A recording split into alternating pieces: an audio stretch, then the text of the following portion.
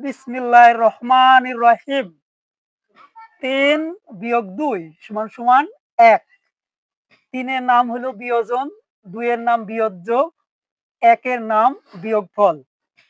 বিয়োজন সমান বিয়োজ্য যোগ বিয়োগফল।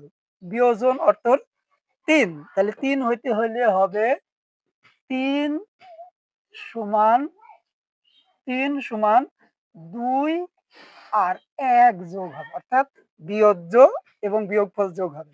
২ নম্বর বিয়োজ্য, বিয়োজ্য ২ সমান সমান করতে হলে ৩ বিয়োগ ১ হবে।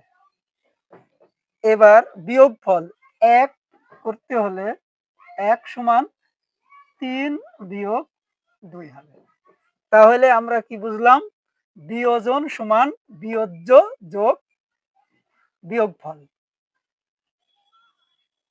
বিয়োজ্য সমান বিয়োজন বিয়োগ বিয়োগফল।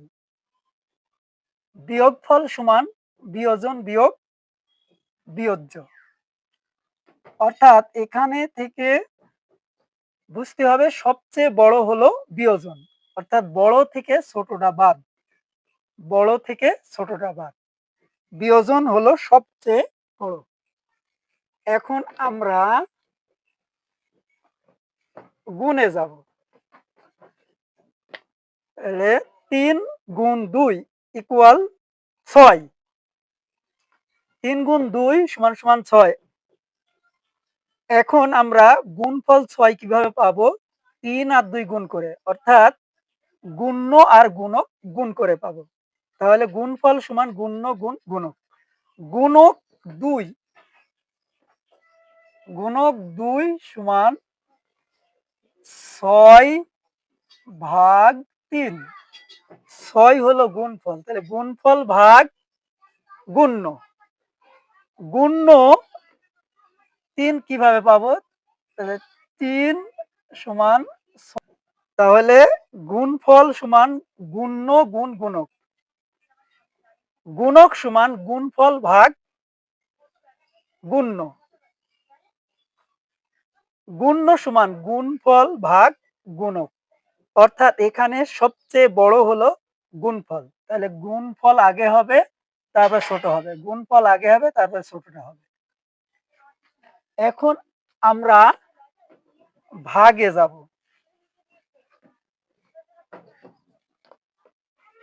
২ ভাগ ৬, ২ ৩ ৬, ভাগশেষ ০, অর্থাৎ নিঃশেষে বিভাজ্য হলে ভাজ্য সমান ভাজক গুণ ভাগফল। ভাজ্য ৬ সমান হবে ভাজক গুণ ভাগফল। ভাজক, ভাজক ২ হবে ৬ ভাগ ৩, অর্থাৎ ভাজ্য ভাগ ভাগফল। ভাগফল ৩ হবে ৬ ভাগ ২।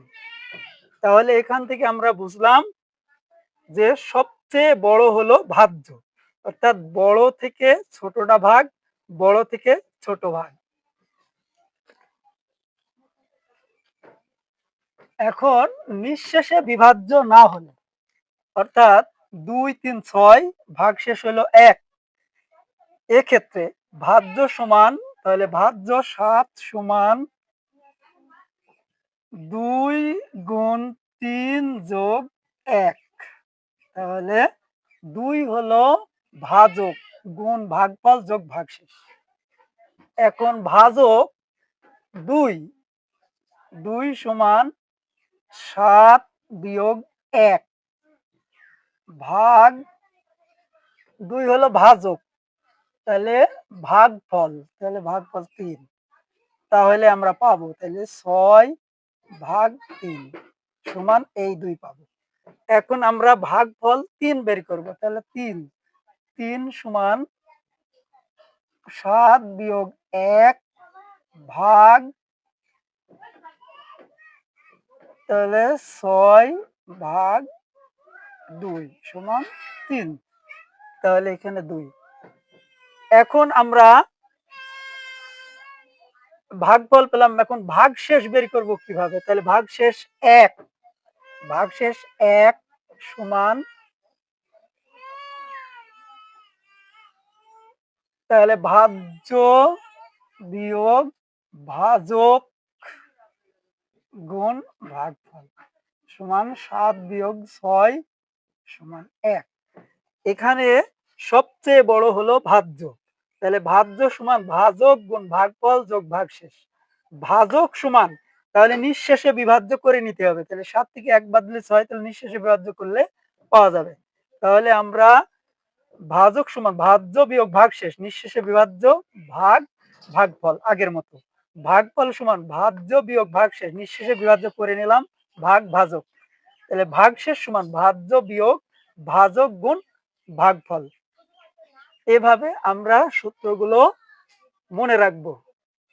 সূত্র মুখস্থ নয়, সূত্র একটি ছোট্ট সমাধান করে সহজে যাতে বুঝতে পারি সেভাবে ব্যাখ্যা দিলাম।